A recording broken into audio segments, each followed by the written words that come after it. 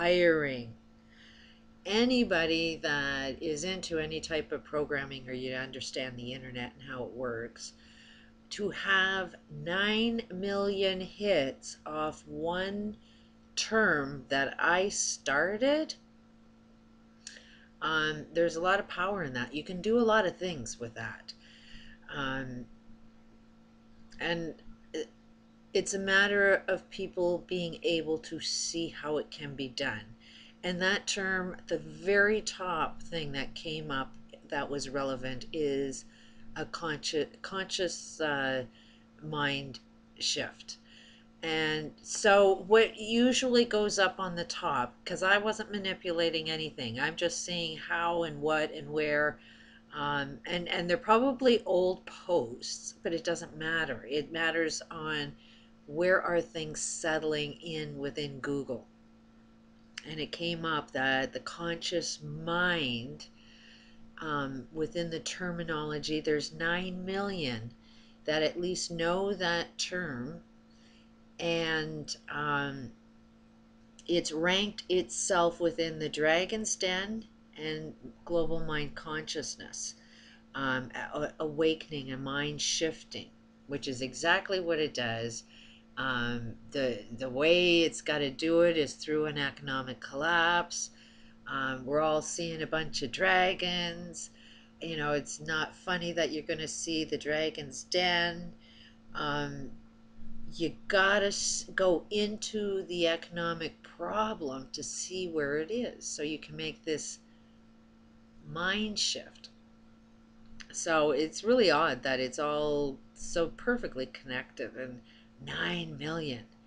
So it's only those people that can see the vision and the opportunity, but there's definitely some media opportunities there. The information that I'm networking, we need different forms of social networking, not where just the guys at the top benefit, but the guys at the bottom are actually the ones that benefit. And to get there means you need to know how to do good to your society. That how can you do good while you're raising your society and keeping everything healthy and happy. Nobody dies. That's sort of the golden rule is the human body is designed to live forever. So that means as soon as we start seeing some illnesses, we start looking at environment, social, culture, environment, things we see, things we don't see. We will find the causes of anything that causes anybody to suffer. It's like if you want world peace, it means you have to go in a direction where you make some kind of rule that says we're not going to tolerate any suffering. That means socially, yes, we are all responsible for anyone that is suffering. So yes, your society owes you something, but you are society. You can't distinguish the two things. When I listen to this Arlene Dickinson in this article and it says society doesn't owe you anything, yeah, society's creating all of this shit, so society does owe you something. You know, you want to.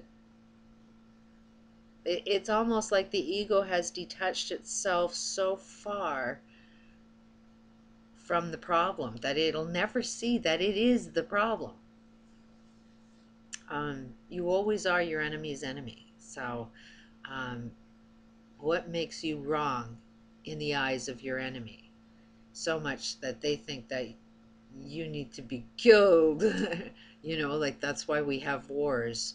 So if you see that you will kill, be a murderer, you are just as wrong as your enemy is if he's trying to kill you.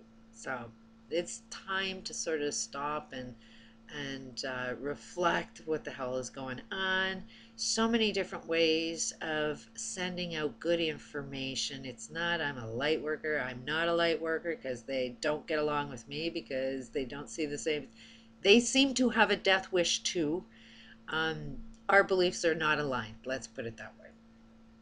And I don't see where they're doing anything positive or changing anything. So it seems to be an old game that's just being played out differently. But we're going to put all these labels and call them light workers. It's like, yeah, well, that used to be a counselor.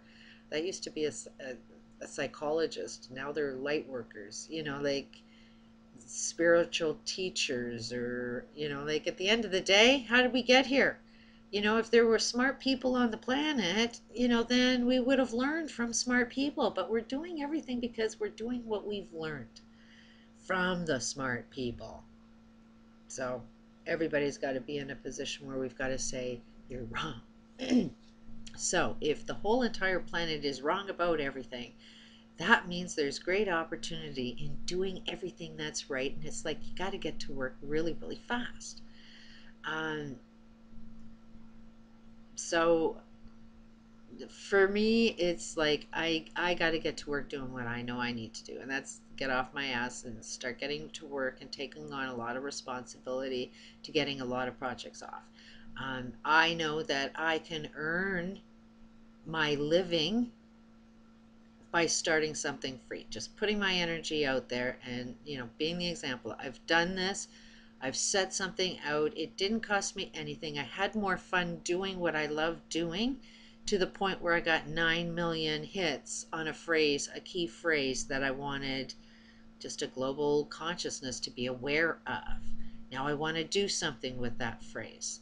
And there's lots of opportunity for programmers, lots of opportunity for producers.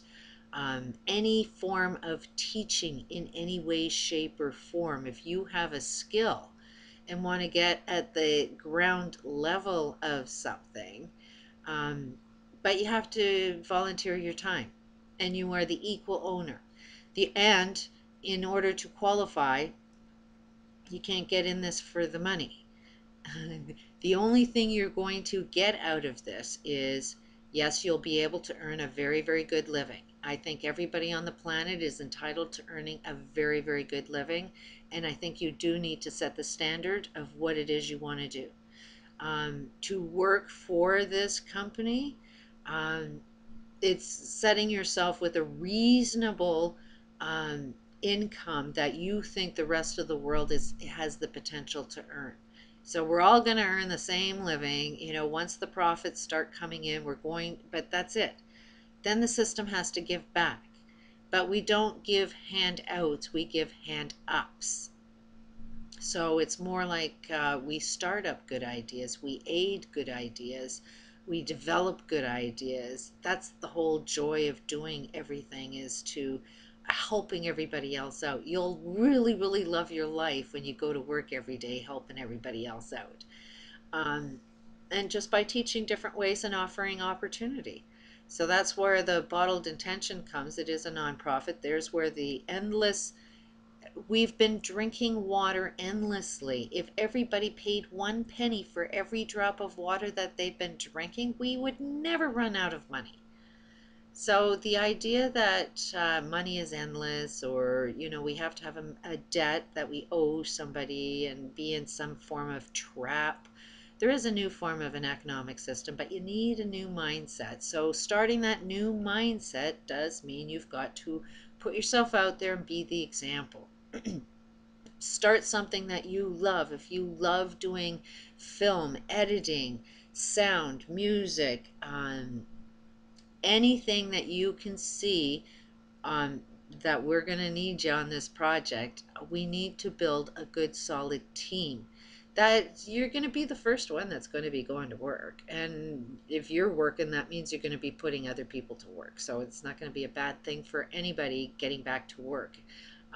We are definitely only going to get involved in things that are good for humanity, things that are the solution to every problem. So basically, using this Bottled Intentions, you end up finding out what is your true purpose. And it's a spiritual, once you get in alignment, it's like, I ain't arguing with anybody's purpose. As soon as you know what your purpose is, like when you have no doubt and you're in perfect alignment, and it's not an ego thing where everybody thinks they're right now. Because if you are, then that means everything falls into place perfectly for you. So if things fall perfectly into place with you, that means you're in perfect alignment with yourself and with the rest of the universe. So it is just a new way of thinking. So I am taking Interested. I've got one programmer. We're going to get started on it. Talking to some media people, but I'm not going to hold my breath for those media people. Would love to work with them, but it's the ones that are actually doing the work, that are jumping on it, that are really, really ready to get involved in a big major change that I'm interested in talking with. So, and somebody just posted that they were thinking, oh, bottled intention sounds like a scam. I'd really like to know where the scam is. Um, Part of perfecting something is getting rid of all of the complaints. So that means, okay, if there's any problems with bottled intentions or anything, it's like, I need a complaint department. So, okay, if it's a scam, I need to know where you think it's a scam. I need to overcome that problem, because I don't want it to be a scam in any way, shape, or form. I don't want anybody, and if I am missing something, if then I need to know about it. So if there is a scam, please let me know. And we need to just find some rule that ensures that it's not a scam. And it's got to be people that are drinking and consuming from the concept are the beneficiaries of it. Um, Meaning that the system will support you as soon as you're supporting it. And it is designed to help and benefit your life, right down to how it's, how it gets created. Well, those that are going to be the first that start on it are going to be the first working on it. Then the first ones that are going to be even distributing it. You can't distribute this in the chains that I'm saying. The big chains are the cause. It's got to be from the little stores, here and there. But the problem with this is that there is so much potential with earning a profit through water that you want to make sure it's been given to the right people. So as long as one person can earn, like, for example, I'm just going to give you rough figures. If one person distributing to the right amount of people every day for, every month they got their list of customers and they're able to make, oh, let's say $3,000-4,000 a month just distributing water. Um, and water is cheaper than and cleaner than what's available now. I mean, if in a perfect world, if everything was perfect and the distributor is able to make that, I'd rather limit them to only be able to have that many customers so that there's somebody else in the community that can earn another $3,000-4,000 equally. So the more people you get to work, the better for the community. So, and that's how how many people can earn $3,000 every month? I mean, it's like 125 people, something like that. You can make about $3,000, $3,000 or $4,000 a month if you were supplying to, I think it is 125 people, five friends who have five friends who have five friends who have five friends, um, and just have one person distributing to that, and you're making like 3 or 4 thousand. That's instead of a chain earning that money. And so you're putting more money back into your community just by how it gets distributed. So it's like, if you want to be a distributor of it, then we need to start on a list and get you at least ready to start distributing this bottled intentions, which could be that get your customers. If everybody just put a month's supply in to the person that's planning on being the supplier, and if it was people are saying, okay, I get this idea, this is the way we can fund different ideas, a different banking system that's away from these greedy people, and then we can start funding um, the production of it, in your local areas. The more we can be as local as possible, the better. And trying to keep local money, the better.